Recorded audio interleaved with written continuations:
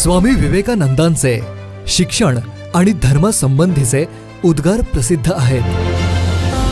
माणसामधील दिव्यत्वाचे प्रकटीकरण म्हणजे धर्म आणि माणसामधील पूर्णत्वाचे प्रकटीकरण म्हणजे शिक्षण, असे स्वामी विवेकानंदांनी म्हटले होते.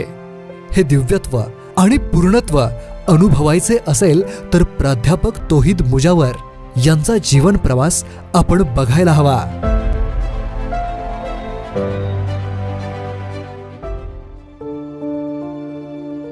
एका सामान्य कुटुंबात जन्मलेला मुलगा, ज्याने हजारो विद्यार्थ्यांच्या आयुष्याला दिशा दिली. प्राध्यापक तौहीद मुजावर. एक नाव, एक प्रेरणा, एक करिअरचा डॉक्टर. देशातील प्रतिष्ठित अभियांत्रिकी कॉलेज सांगली येथील वालचंद कॉलेज ऑफ इंजिनिअरिंग मधून BE आणि M.Tech सिव्हिल पूर्ण करून त्यांनी शिक्षणाच्या माध्यमातून समाजसेवेची वाट निवडली. अंधश्रद्धेतून बुवाबाजी न करता विज्ञानातून, अभ्यासातून व्यक्तिमत्व विकास घडवण्याचं महान कार्य मुजावर सर करत आहेत.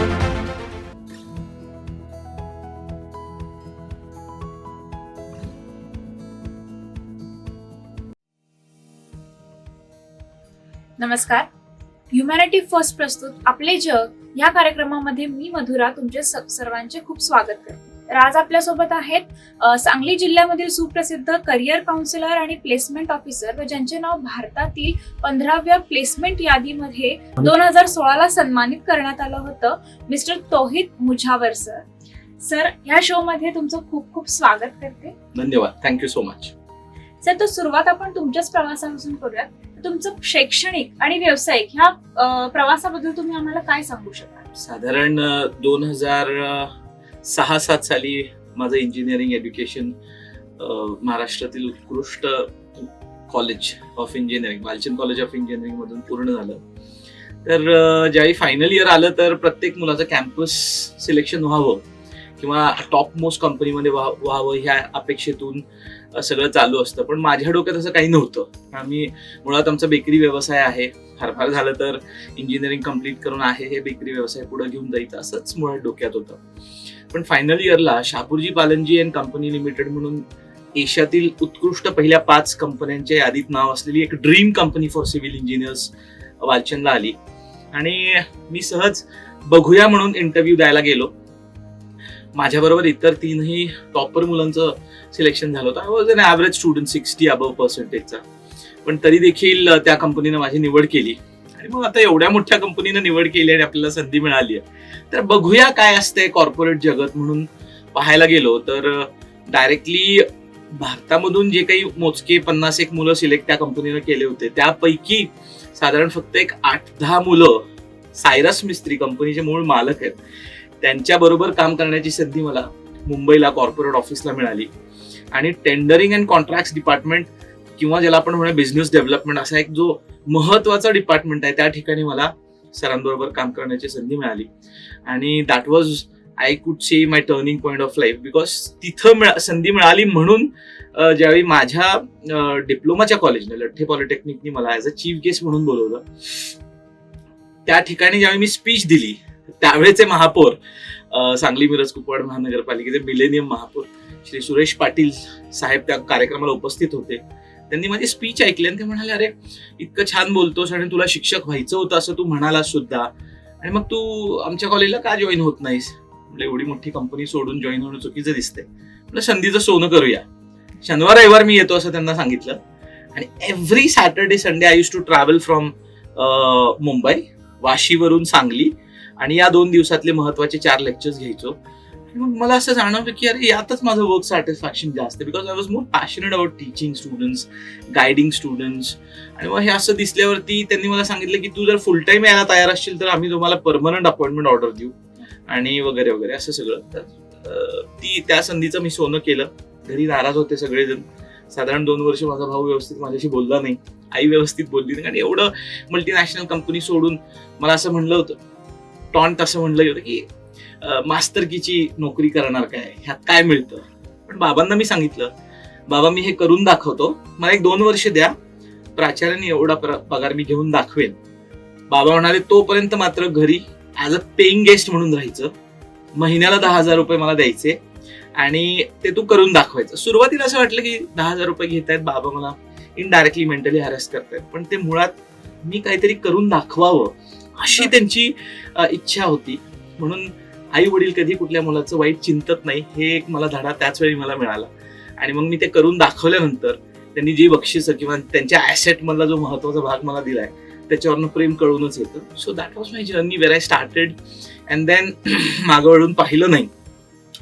जे मगदूम कॉलेज ऑफ इंजिनिअरिंगनी ज्यावेळी गुप्ता सर आणि विजय मगदूम यांनी मला संधी दिली आणि त्यांच्या कॉलेजवरती as a training and placement head आणि assistant professor in civil department संधी दिली. We gave the best companies at Sangli district. Sangli Kolhapur जिल्ह्याला ज्या कंपन्यांनी ढुंढकून पाहिलं सुद्धा नव्हतं अशा कंपन्यांना आम्ही इथं बोलवून मल्टीनॅशनल कंपन्यांची संधी मुलांना दिली. ट्रेनिंग आणि प्लेसमेंट हे दोन्ही हँड इन हँड जातं. मुलांचं नेमकं ट्रेनिंग म्हणजे त्याला आपण म्हणूया की करेक्ट डायग्नोसिस एखाद्या डॉक्टरनं केलं तर औषध करेक्ट देऊ शकतो. तसं नेमकं या मुलांना काय लागतं आणि कंपन्यांना काय लागतं याचं अनालिसिस करून ज्यावेळी मला पूर्ण लिबर्टी या संस्थेनं दिली, जे मगदूम कॉलेज ऑफ इंजिनिअरिंगने, मी त्यांचं ऋणी आहे विजय मगदूम आणि गुप्ता सरांचं, की त्यांनी मला त्यावेळीची सुरुवातची संधी दिली आणि पूर्ण प्लॅटफॉर्म दिला की काय करायचंय तुला कर मुलांबरोबर. आणि मग वालचंद नंतर कुठं घ्यायचं ऍडमिशन इथपर्यंत ज्यावेळी संधी आली तर माझ्या कॉलेजचं नाव त्या काळी घेण्यात आलं. आत्ताची परिस्थिती वेगळी आहे, पण त्यावेळी आम्ही त्या लेवलला ते कॉलेज आणलं. आणि मग त्याच्यानंतर मला ऍज अ एक्झिक्युटिव्ह डायरेक्टर म्हणून नंदुरबार जिल्ह्याला मिळाली. तिथं 4 वर्ष मी जामिया ग्रुप ऑफ इन्स्टिट्यूशन्स, जिथं साधारण 17,000 मुलं माझ्या अंडर त्यांनी दिली होती, तिथं मला संधी मिळाली. And then I became again dean of Annasaheb Dange college of engineering. परत पुन्हा मला जे मगदूमला बोलवण्यात आलं as a dean for entire group. आणि मग शेवटचं माझं जे आपण म्हणूया डेझिग्नेशन राहिलं ते विट्याचं आदर्श ग्रुप ऑफ इन्स्टिट्यूशन्सला ॲज अ डायरेक्टर म्हणून मी काम पाहिलं, एंटायर फॉर 26 इन्स्टिट्यूट्स. असा हा प्रवास आहे. म्हणजे हा तुमचा प्रवास आणि प्रत्येक विद्यार्थ्याचा एक वेगवेगळा प्रवास असतो आणि त्या प्रवासामधून जाताना त्यांना करिअर बद्दल एक दृष्टिकोन दिसायला. मग असं विद्यार्थ्यांचा कुठला एक करिअरचा म्हणजे कॉलेजमधला असा कुठला एक पॉइंट असावा, घटक असावा, त्यांनी तो इम्पॉर्टन्स दिला पाहिजे, किंवा एमटेक किंवा MBA किंवा नोकरी या तिन्हीपैकी कुठली निवड करावी हे विद्यार्थ्यांना कसं समजून येईल? खूप चांगला प्रश्न आहे. मुळात मी माझंच उदाहरण देईन की मी ज्यावेळी डिप्लोमा चूज केला तर तो चॉईसनं नाही चूज केला. मला ढकलण्यात आलं होतं की माझ्या बाबांचे खूप चांगले मित्र होते चौगुले काका, आणि ते संस्थेचे लठ्ठे एज्युकेशन सोसायटीचे सेक्रेटरी होते. ते म्हणाले पॉलिटेक्निकला ह्याला घेऊया, आणि सिव्हिल यासाठी की तिथले प्राचार्य सिव्हिल होते म्हणून मला सिव्हिलमध्ये, म्हणजे मला ज्यावेळी पहिल्या लेक्चरला विचारण्यात आलं होतं की सिव्हिलचा अर्थ काय सांगा, स्कोप काय उभं राहा, चव्हाण मॅडम म्हणून होते आमच्या, आणि मला काहीच कळेना. तर मी त्यांना म्हणालो होतो की सिव्हिल म्हणजे मॅडम बहुतेक सिव्हिल हॉस्पिटलशी संबंधित काहीतरी असावं, आणि सगळा वर्ग हसायला लागलो. म्हणजे झिरो ज्ञान असलेल्या सिव्हिल इंजिनिअरिंगच्या मुलाला आज तो एखाद्या संकुलाचा एक्झिक्युटिव्ह डायरेक्टर होऊ शकतो, हे कसं? तर ज्यावेळी त्या इंजिनिअरिंग क्षेत्रातून आम्ही पुढे गेलो आणि पहिल्याच वर्षी 5 सप्टेंबरला ज्यावेळी शिक्षक दिनाचा कार्यक्रम होता त्याच्यामध्ये मी भाग घेतला की मलाही एक टॉपिक देऊन मी एक सब्जेक्ट घेतो. तर त्या सब्जेक्ट घेतल्यानंतर जो कॉन्फिडन्स आला आणि मला पहिलं बक्षीस मिळालं. वालचंद कॉलेज ऑफ इंजिनिअरिंगचे SS बापट सर, जे माझे HOD पण राहिले तिथं आणि मी माझे नंतर टीचर पण झाले, त्यांच्या हस्ते मी तो पुरस्कार स्वीकारला. म्हणजे फर्स्ट इयरचा विद्यार्थी 3rd इयरच्या क्लासवरती खूप चांगला लेक्चर घेऊ शकतो. मला माझ्या त्या कलागुणांचं आपण म्हणूया की कॉन्फिडन्स आला, म्हणजे हे माझे स्ट्रेंथ्स आहेत. मी तिथे इमॅजिन केलं की बहुतेक मी चांगला टीचर किंवा प्रोफेसर भविष्यात होऊ शकतो, एवढंच मला वाटतं. आणि मग ते बॅक ऑफ माइंड ठेवून मुलांनी येणारी कोणतीही संधी समोर आलेली पहिला ती स्वीकारावी. त्यानंतर आपण पॅशनेट कशाच्या बाबतीत आहोत ते कुठेतरी बॅक ऑफ माइंड ठेवावं. पॅशनेट आपलं जे पॅशन आहे त्या संदर्भात भविष्यात कुठं संधी आलीच तर मग पटकन स्विच करावं, किंवा त्याच्या संदर्भात आपल्याला काय MBA करावं लागत असेल, मास्टर्स करावं लागत असेल, PhD करावी लागत असेल, त्या सगळ्या गोष्टी मग त्यांनी इन्व्हेस्ट करा. पॅशनेट नसणाऱ्या गोष्टींच्या बाबतीत खूप काही एज्युकेशन इन्व्हेस्ट करून त्यांनी पुढे जाऊ नये, असं माझं बेसिक त्याच्या मागचं.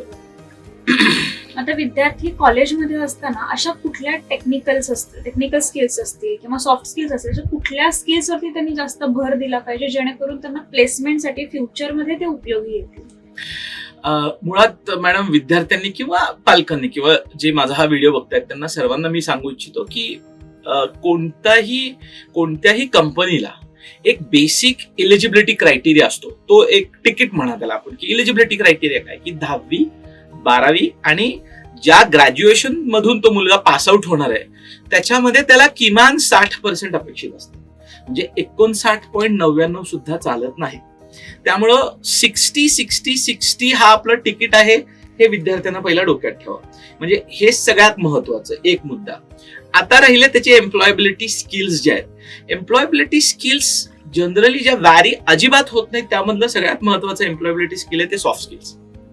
म्हणजे त्या मुलाचं कम्युनिकेशन, इंग्लिश मधलं जे आहे, रायटिंग स्किल्स, एसे रायटिंगच्या माध्यमातून, ईमेल रायटिंगच्या माध्यमातून, बोलण्याच्या माध्यमातून हे अत्यंत अत्यंत अत्यंत महत्वाचे. म्हणजे त्याला जर 10 स्टार केले तरी काही कमी पडणार नाही. म्हणजे एखादा मुलगा 60% आहे एका HR टीमच्या समोर, एखादा मुलगा 99% आहे, पण तो 99% मुलगा एक्सप्रेस करू शकत नाही. वेर इन 60 एक्झॅक्टली आणि 60% मुलगा जर एक्सप्रेस करू शकत असेल त्याचा कंटेंट, ती HR टीम त्या 60% मुलाला पटकन उचलते. आणि मग कम्युनिकेशन स्किल किंवा तुम्ही जसं म्हणाला की हा जो कॉन्फिडन्स वगैरे हे एका दिवसामध्ये किंवा एका रात्रीत मॅडम येत नाही. याच्यासाठी त्या ग्रॅज्युएशनच्या पिरियडमध्ये जेवढ्या ऍक्टिव्हिटी संस्था घेत असते, मग ते आपण म्हणूया गॅदरिंग असेल, अँकरिंग असेल, आपण म्हणूया की एखादं टेक्निकल इव्हेंट आहे, पेपर प्रेझेंटेशन असतात मुलांचे, अशा सर्व, म्हणजे माझं तर मुलांना इथपर्यंत सांगणं आहे, साधी रांगोळीची सुद्धा स्पर्धा असेल तरी सुद्धा त्या मुलांनी किंवा मुलींनी भाग घ्यावं, apart from which gender he is. कारण मुलांना जनरली वाटतं की रांगोळी स्पर्धा ह्या फक्त मुलींची आहे. तसं नाही. तुमची आईस ब्रेकिंग ऍक्टिव्हिटी ज्याच्यामध्ये होती असं तुम्हाला वाटतंय त्या सर्व स्पर्धांमध्ये तुम्ही भाग घेतला पाहिजे. आणि मग तुमची लिडरशिप स्किल्स आणि क्वालिटी ज्यावेळी इम्प्रूव्ह होतात आणि मग तुम्ही एखाद्या HR बरोबर ज्यावेळी बसता तर ते कुठंतरी एक्सप्रेस होतं आणि तो मुलगा पटकन सिलेक्ट होतो. मग आता ह्याच्यामध्ये आपण जेव्हा कॉलेजमध्ये शिकत असतो, विद्यार्थी कॉलेजमध्ये शिकत असतात, तेव्हा आपण एक थेरॉटिकल नॉलेज घेतो. तर त्याच्यामध्ये आपण अशा कुठल्या स्किल्स असतील की ज्या इंडस्ट्री लेवलला गेल्यानंतर सुद्धा आपल्याला उपयोगी ठरतील, किंवा हा जो थेरॉटिकल नॉलेज आणि प्रॅक्टिकल नॉलेज मधला जो गॅप असतो तो गॅप कमी करण्यासाठी महाविद्यालयाने स्टुडंटसाठी काय केलं पाहिजे? ओके, मुळात हे थिओरॉटिकल नॉलेज आणि हा जो आपण म्हणूया इंडस्ट्री एक्सपेक्टेड हा गॅप अजूनही भरून निघालेला नाहीये. म्हणजे अनेक प्रयत्न गव्हर्नमेंट देखील करतेय, AICT सुद्धा करतेय किंवा आपण म्हणूया सगळ्या संस्था करतायत. हा गॅप न भरून निघण्या मागचा मूळ जर कारण काय आपण हुडकला तर तो आहे सिलेबस. म्हणजे कोणत्याही एखाद्या युनिव्हर्सिटीचा सिलेबस जो आहे तो जर सिलेबस तुमच्या गेल्या 50 वर्षात चेंजच झाला नसेल, मग तुमची इंडस्ट्री आता जे काही मागते ते तुम्ही कसं देऊ शकणार आहे. So first important point for every student while taking admission for any college, engineering असेल किंवा दुसरं कुठलंही, त्या कॉलेजमध्ये ऍडमिशन घेत असताना ती युनिव्हर्सिटी, ते कॉलेज कोणत्या युनिव्हर्सिटीशी संलग्न आहे हे बघावं. प्लस त्या युनिव्हर्सिटीनं आता स्वतःला ऑटोनॉमस केलंय का ते चेक करावं. प्लस त्या कॉलेजने स्वतः ऑटोनॉमी पूर्ण आणली आहे का त्याच्यामध्ये. ऑटोनॉमीचा असा अर्थ आहे मॅडम की स्वायत्ता ज्यावेळी एखाद्या इन्स्टिट्यूटला मिळते तर त्या स्वायत्तेचं आपण म्हणूया की खरं बेनिफिट काय आहे की ते सिलेबस जे इंडस्ट्रीला लागते ते त्यांनी त्याच्यामध्ये आणलंय.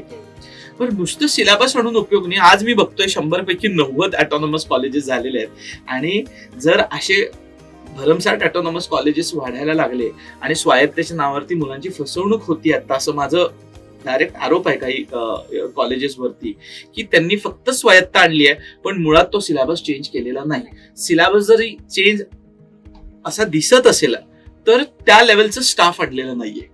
लक्षात राहा. म्हणजे तुम्ही मर्सिडीज कार घेतलेली आहे पण ड्रायव्हर मात्र 800चाच ठेवलाय अजूनही. मग तसं नाही ना उपयोग. ज्यावेळी तुम्ही मर्सिडीजच्या बाबतीत शिकवणार आहे मुलांना तर तो जो काही ट्रेनर आहे तो सुद्धा त्या लायकीचा, मी हा शब्द थोडासा चुकीचा वापरतोय असं मला वाटतंय, पण त्या दर्जाचा अपेक्षित त्या मुलांना तुम्ही दिला गेला पाहिजे. आणि ते कुठेतरी या सगळ्या कारणांमुळे अजूनही तो गॅप फिलअप होत नाहीये असं माझं मत आहे. ओके, पण आपण हे जे थेरॉटिकल नॉलेज घेतो त्याच्या सोबतच आपल्याला एक्सपिरियन्स सुद्धा तितकाच महत्वाचा असतो. त्यामुळे ऑनलाईन कोर्सेस असू देत, इंटर्नशिप्स असू देत, ह्यासाठी स्टुडंट्सनी काही प्रयत्न केले पाहिजेत.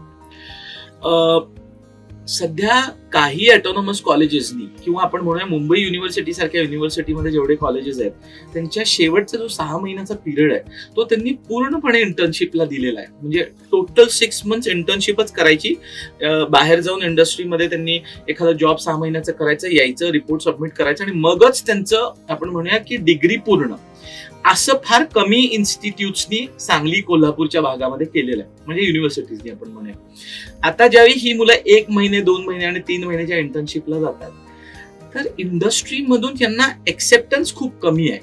सरकारने यावरती खूप गांभीर्यानं बघितलं पाहिजे की प्रत्येक इन्स्टिट्यूटमध्ये ज्यावेळी तुम्ही ऍडमिशन देताय त्या इन्स्टिट्यूट मधल्या प्रत्येक मुलाला 6 महिन्याची इंटर्नशिपची जबाबदारी हे प्रत्येक इंडस्ट्रीला आपण म्हणूया कंपल्सरी केली पाहिजे. त्याचा रिपोर्ट मागून घेतला पाहिजे ज्या त्या कॅबिनेट मिनिस्टरनी की प्रत्येक मुलगा हा तुमच्या इंडस्ट्रीमध्ये फ्री ऑफ कॉस्ट असेल, काही अडचण नाही. 6 months ट्रेनिंग घेऊन जर तो आला तर तो मग कुठेतरी परिपक्व बनू शकतो. आता काय होतंय की कुठल्या तरी XYZ इंडस्ट्रीयल माणसाकडे जायचं, त्याच्या लेटर हेडवरती लिहून आणायचं आणि सबमिट करायचं. हे होतंय का? बिकॉज मुलांचा डायरेक्ट कनेक्ट नसतो इंडस्ट्री बरोबर, कोणत्या CEO बरोबर, कोणत्या HR बरोबर. मुलं घरोघरी इंडस्ट्रीला जाऊ शकत नाहीत. त्यामुळं सरकार आणि त्या कॉलेजच्या ट्रेनिंग अँड प्लेसमेंट ऑफिसर किंवा HR डिपार्टमेंट ऍडमिनची जबाबदारी आहे जी 70% या मुलांच्या बाबतीत ते हाताळत नाहीये. आणि म्हणून हा जो इंटर्नशिपचा कन्सेप्ट आहे तो फक्त कागदोपत्री आहे. अजूनपर्यंत त्याच्या खऱ्या अर्थानं आउटपुट ओरिएंटेड काम होत नाहीये. तर सर आपण आता थोडंसं आपलं सगळं जग AI किंवा ऑटोमेशन कडे वळत आहे. तर मग विद्यार्थ्यांकडे असं कुठलं कौशल्य असलं पाहिजे की ते फ्युचरमध्ये त्यांना खूप उपयोगी येईल? AI संदर्भात विचारलं म्हणून मी तुम्हाला सांगू इच्छितो की एक खूप मोठी मिसअंडरस्टँडिंग पॅरेंट्स आणि स्टुडंट्स मध्ये आहे की कम्प्युटर सायन्स डिपार्टमेंट सोडून जर मी AI केलं तर किंवा कोणताही डिपार्टमेंट सोडून मी जर AI केलं तर मला खूप मोठी संधी आहे. खरं तर तसं नाहीये. AI आज प्रत्येक क्षेत्रामध्ये प्रत्येक डिपार्टमेंटमध्ये व्यक्तीला लागेल. म्हणजे जर मी असं म्हणालो की AI ची गरज नाहीये तर हे चुकीचं ठरेल. रादर मी म्हणतोय AI is always everywhere needed now, अशी परिस्थिती आहे. म्हणजे तुमचाही क्षेत्र तुम्ही अँकरिंगचा घ्या किंवा मॅन्युफॅक्चरिंगचा घ्या, anywhere AI is must. Now the only thing is की एखादा मुलगा ज्यावेळी फक्त AI टार्गेट करून ऍडमिशन घेण्याचं बघतो तर त्यांना बघावं की ते IITs आहेत का, NIT सारख्या इन्स्टिट्यूट आहेत का की जिथं AI खऱ्या अर्थानं त्याला शिकवणारा स्टाफ तिथं त्याला मिळेल. कम्प्युटर सायन्स ब्रांच ही मदर ब्रांच आहे, त्यापैकीचा एक सब्जेक्ट आहे AI. तर UG लेवलला AI निवडण्याऐवजी CSE निवडून PG लेवलला, ज्याला आपण पोस्ट ग्रॅज्युएशन म्हणतो, मास्टर्स म्हणतो, त्या ठिकाणी जर त्यांना AI निवडलं आणि त्याच्यातून त्याचं करिअर बनवलं तर ते मला असं वाटतं की ऍक्च्युअली त्या कंपन्यांना जे हवंय कॅन्डिडेट मिळेल. दुसरी गोष्ट की AIच्या बाबतीत त्याला शिकण्यासारखी संधी त्याच्या CSE डिपार्टमेंट मधून त्याच कॉलेजमध्ये ज्यावेळी तो ऑटोनॉमस कॉलेजला जातो, 2nd, 3rd इयरला ज्यावेळी ऑप्शनल सब्जेक्ट्स असतात त्यामध्ये तो निवडू शकतो की AI माझा हा ऑप्शनल सब्जेक्ट आहे.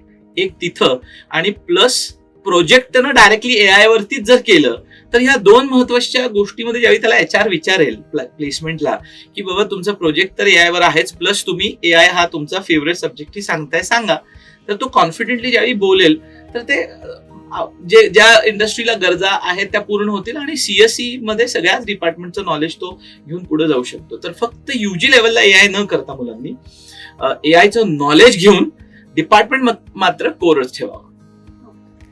आजकाल हे जे प्लेसमेंटच्या वेळेस ऍप्स वेगवेगळे युज केले जातात, फॉर एक्झाम्पल लिंक्डइन असो, मग हे लिंक्डइन सारख्या ऍप सारखं महत्व काय आहे किंवा ह्या लिंक्डइनचे जे प्रोफाईल्स वगैरे असतात ते स्ट्रॉंग करण्यासाठी स्टुडंट्सनी कुठल्या गोष्टींवरती भर दिला पाहिजे?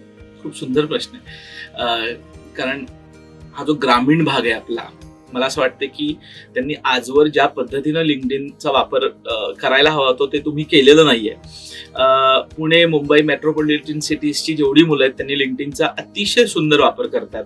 मला खात्री आहे की या आपल्या या पॉडकास्ट थ्रू जेही मुलं मला ऐकतायत त्यांनी अजूनपर्यंत जर लिंक्डइनचा आपला प्रोफाईल तयार केला नसेल तर त्यांनी आज ताबडतोब करावा. कारण लिंक्डइन हा वन ऑफ दी एकमेव असा आपण म्हणूया पर्याय आहे जे तुम्हाला ट्रेनिंग प्लेसमेंट ऑफिसरच्या ताकदी एवढं अपॉर्च्युनिटीज तुम्हाला देतं, because it is completely industry oriented, corporate सगळे त्याला कनेक्टेड आहेत आणि अपॉर्च्युनिटीसाठीच म्हणून तुम्ही कुठंतरी नेहमी बाजारात तुम्ही ओपन आहात असं त्या तुमच्या प्रोफाईलवरनं दिसत असतं.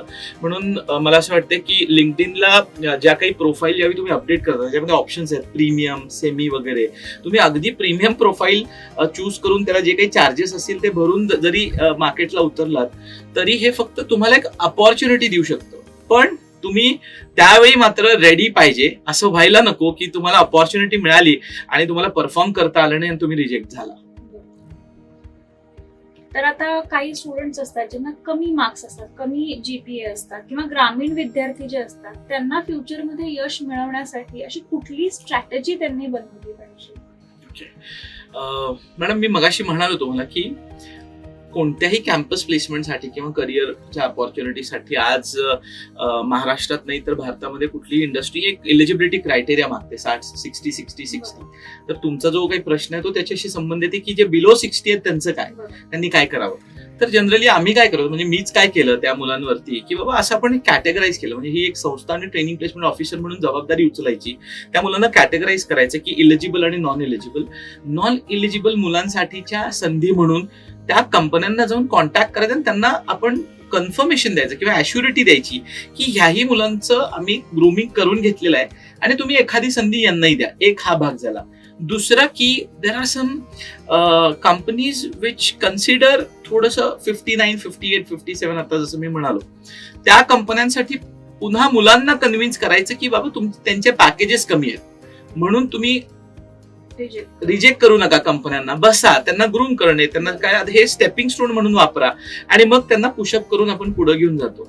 तिसरा एक पर्याय आहे की TCS सारखी कंपनी ही कॉन्टेस्ट घेते, कॉम्पिटिशन ज्याला आपण म्हणू, आणि कॉन्टेस्ट बेस्ड हायरिंग असा एक त्यांचा कन्सेप्ट आहे की या कॉन्टेस्टच्या माध्यमातून जेही मुलं या कॉन्टेस्टमध्ये शॉर्टलिस्ट होतील, सिलेक्ट होतील किंवा आपण म्हणूया फार फार प्राइज मनी घेतील, पहिल्या 3 क्रमांकात येतील, तर त्यांना कसलंही इंटरव्ह्यू न देता, कुठलीही त्यांना आपण म्हणूया की इलिजिबिलिटीचा क्रायटेरिया न लावता त्या मुलांना डायरेक्टली ऑफर लेटर्स दिले जातात.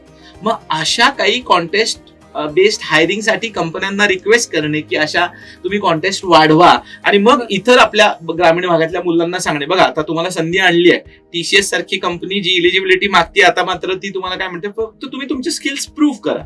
मग स्किल्स देण्यासाठी किंवा एनहान्स करण्यासाठी तसे ट्रेनिंग प्रोग्राम्स त्यांच्यावरती आपण म्हणूया तयार करणे, त्याप्रमाणे त्यांना ग्रूम करणे, 30-30, 40-40 दिवस त्यांचे आपण संस्थेकडनं मागवून घेणे, त्या मुलांच्यावरती ट्रेनिंग, हे अत्यंत महत्वाचं आहे त्यांचं करून घेणं. आणि हे जर करून घेतलं तर आय टेल यू ऑनेस्टली की KPIT म्हणून एक खूप मोठी कंपनी आहे, भारत सरकार बरोबरच त्यांचं एक रिसर्च अँड डेव्हलपमेंटसाठी टायअप होतं. त्या कंपनीनं ज्यावेळी KPIT स्पार्कल म्हणून हे अशी कॉम्पिटिशन लॉन्च केली, त्याच्यामध्ये अख्ख्या भारतातून मी ज्या इन्स्टिट्यूटमध्ये as a training and placement officer आणि डीन म्हणून काम पाहत होतो तिथं अण्णासाहेब डांगे कॉलेज ऑफ इंजिनिअरिंगला अख्ख्या भारतातून सेकंड हायेस्ट रजिस्ट्रेशन आम्ही दिलं होतं मॅडम. म्हणजे 700हून अधिक रजिस्ट्रेशन देणारी भारतातील ग्रामीण भागातली एवढी एक छोटीशी संस्था कुठली असू शकते असं मला फोन आला. मला वन ऑफ दी गेस्ट म्हणून तिथे इन्व्हाइट करण्यात आलं. आम्ही मुलं घेऊन गेलो. 12-14 मुलं सिलेक्ट झालीत, पण ती मुलं अशी होती ज्यांचं एलिजिबिलिटीच नव्हतं. सो अशी मुलं सुद्धा ज्यावेळी 5.5, 6.5, 7 लाखाच्या पॅकेजला सिलेक्ट झालीत, तो समाधान व्यक्त करण्यात आला आणि मग तिथून पूर्ण आपल्या या ग्रामीण भागामध्ये प्रत्येक कॉलेजनं ते आम्हाला कॉपी केलं आणि KPIT स्पार्कलचं रजिस्ट्रेशन आणि हे अजूनही चालू. मग हे जे आपलं डिस्कशन झालं ते सगळं भारतामधील शिक्षणाबद्दल. मग जे स्टुडंट्स आहेत ज्यांना परदेशामध्ये शिक्षणासाठी जायचं आहे, ते जे तयारी करत आहेत परदेशामध्ये जाण्यासाठी, तर अशा कुठल्या बाबी आहेत किंवा अशा कुठल्या फॅक्ट्स आहेत ज्याच्याकडे त्यांनी फोकस केलं पाहिजे?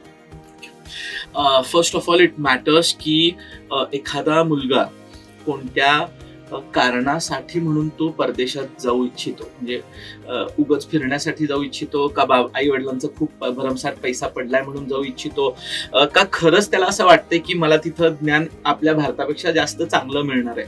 तर या पॉइंट्स पहिले त्यानं कलेक्ट करणं किंवा क्रॉस व्हेरीफाय करणं गरजेचं आहे. पण हे सगळं आपण साईडला ठेवून एखाद्या मुलाबाबतीत असं चर्चा करू की सगळं व्यवस्थित आणि त्याला हायर एज्युकेशनसाठी जायचंय. तर फर्स्ट ऑफ ऑल की ग्रॅज्युएशन लेवलला त्यांनी ग्रॅज्युएशन भारतात करावी अशी माझी प्रत्येक मुलाला एक ऍडवाइस आहे. त्याचं कारण काय की बीटेक सारखी जी डिग्री आहे चांगल्या कॉलेजेसमधनं महाराष्ट्रातून किंवा भारतातून जर आपण करू तर पोस्ट ग्रॅज्युएशन हा जो 1-2 वर्षाचा कोर्स आहे तेवढं आपण तिथं आपला खर्च सांभाळू शकतो. 4+2 6 वर्षाचा खर्च सांभाळणे एखाद्या सामान्य कुटुंबाला ते शक्य नाही. दुसरं की त्या मुलांनी ज्या कंट्रीला त्यांनी जाणार आहेत तिथली जी बिझनेस लँग्वेज आपण म्हणू, आता जर्मनीला एखादा मुलगा जाणार असेल तर त्याला जर्मन येणं गरजेचं आहे. जपानला जाणार असेल तर त्याला जापनीज मस्ट आहे. तर काही ठिकाणी त्यांच्या ज्या लँग्वेजेसला त्यांनी पूर्ण स्वीकारून इथंच ग्रॅज्युएशनला त्या लँग्वेजेस पूर्ण करावे लागतात. फक्त लँग्वेजेस शिकून उपयोग नाही, त्यांना ज्या त्या एम्बॅसीला त्याचे आपण म्हणूया की परीक्षा असतात त्या एम्बॅसीचे पेपर्स पास होऊन त्या एम्बॅसीतून सर्टिफिकेट मिळणं गरजेचं असतं. एखाद्या इन्स्टिट्यूटनं दिलं सर्टिफिकेट ते चालत नाही. त्यामुळे मुलांना असं वाटत असेल की मी काय कुठेही शिकून जाईन ना, तुम्हाला परीक्षा द्यावी लागेल त्या एम्बॅसीची आणि त्या एम्बॅसीचं सर्टिफिकेट मिळाल्यानंतरच तुम्हाला कुठेतरी भविष्यात त्याची संधी मिळेल. पोस्ट ग्रॅज्युएशन मुलांनी परदेशात करावे. UG लेवलचं एज्युकेशन त्यांनी महाराष्ट्रात किंवा भारतात चांगल्या टॉप इन्स्टिट्यूट मधनं केलं काही हरकत नाही. आणि शेवटी तुम्ही आपल्या प्रेक्षकांसाठी किंवा विद्यार्थ्यांसाठी असा काय संदेश देऊ इच्छित आहात की त्यांना करिअरसाठी किंवा प्लेसमेंटसाठी ते फ्युचरमध्ये उपयोगी येईल? ओके, मुळात माझं एक ब्रीदवाक्य आहे मॅडम की for an outstanding career you need to be an outstanding human being first. एक उत्कृष्ट करिअरसाठी एक उत्कृष्ट व्यक्तिमत्व असणं अत्यंत गरजेचं आहे असं मला वाटतं. आता हे सांगत असताना मी तुम्हाला एक उदाहरण देऊन या प्रश्नाचं उत्तर देऊ इच्छितो की व्हेन आय से दिस की मुलांनी जनरली 3 इडियट्स हा मूवी मॅक्सिमम मुलांनी पाहिलाय. तर तो सीन त्यांनी पुन्हा आठवावा की ज्याच्यामध्ये राजू रस्तोगी ज्यावेळी त्या व्हीलचेअरवरती येतो आणि त्याचं इंटरव्ह्यू चालू असतं आणि त्याला विचारलं जातं की हे तुझे पाय कसे तुटले, तर त्याच्याकडे कारण असतं की पाय तुटले, चुकून ऍक्सिडेंट झाला सांगण्याचं, म्हणजे खोटं बोलण्याचं कारण असतं. But he doesn't say that. He says that की मी असा आगाऊपणा केला होता, माझ्या डायरेक्टरांच्या गेटवरती मी टॉयलेट केली आणि मी सापडलो आणि मी घाबरून आत्महत्या करायला गेलो आणि माझे पाय मोडले. तर त्या HR समोर हा इम्प्रेशन तो देऊन देखील इतकं खरं बोलण्याचं धाडस तो आणतो. त्यावरती HR एकमेकांकडे बघतात आणि एक ट्रिकी वे यूज करायला पाहतात की आम्हाला एवढा स्ट्रेट फॉरवर्ड बोलणारा मुलगा नको आहे, तू थोडंसं जरा अजून कॉम्प्रोमाइज करू इच्छित असशील आणि जरा वेगळ्या पद्धतीने उत्तर देऊ शकत असेल तर तुझं सगळं ट्रॅक रेकॉर्ड चांगला, आम्ही तुला सिलेक्ट करू. तर तो काय म्हणतो त्याच्यावरती, डायरेक्टरला आपल्याला काय मेसेज द्यायचा आहे, तो म्हणतो की इतनी हड्डियां टूटने के बाद ये मुझे सच बोलने का साहस मिला है और मेरे में वापस इतना हिम्मत नहीं है कि मैं ये चीज कहूं. आपकी जॉब आपके पास रखी है बड़ी इज्जत के साथ, मैं अपना साहस मेरे साथ रखता. टर्न होतो, जात असतो आणि मागून आवाज येतो, अरे भाई कितनी सॅलरी लोगे. मग तो परत येतो. त्यावेळी ते सांगतात की आम्ही एवढे इंटरव्ह्यूज केले, खोटे बोलणारे 100 आम्ही मुलं बघितली, जॉबसाठी कोण खोटं बोलत नाही फायनल इयरच्या प्लेसमेंटला, आणि तू कुठून असा आलास म्हणून. त्यावर तो म्हणतो की मेरे दोस्त ने मुझे कहा था कि कोई तो कंपनी होगी जो इंसानों को जॉब दे, मशीनों को नाही. तर मला प्रत्येक विद्यार्थ्यांना हे सांगायचं आहे की for an outstanding career you need to be an outstanding human being first. तर ह्युमन व्हॅल्यूज ज्या आहेत ह्या कुठंही कोणत्याही कारणासाठी तुम्ही कॉम्प्रोमाइज करू नका. हे जग तुमचं आहे. धन्यवाद. थँक्यू सर, तुम्ही खूप चांगली माहिती आम्हाला विद्यार्थ्यांना दिलेली आहे. ती नक्कीच त्यांना करिअरसाठी खूप उपयोगाला येईल. Thank you so much.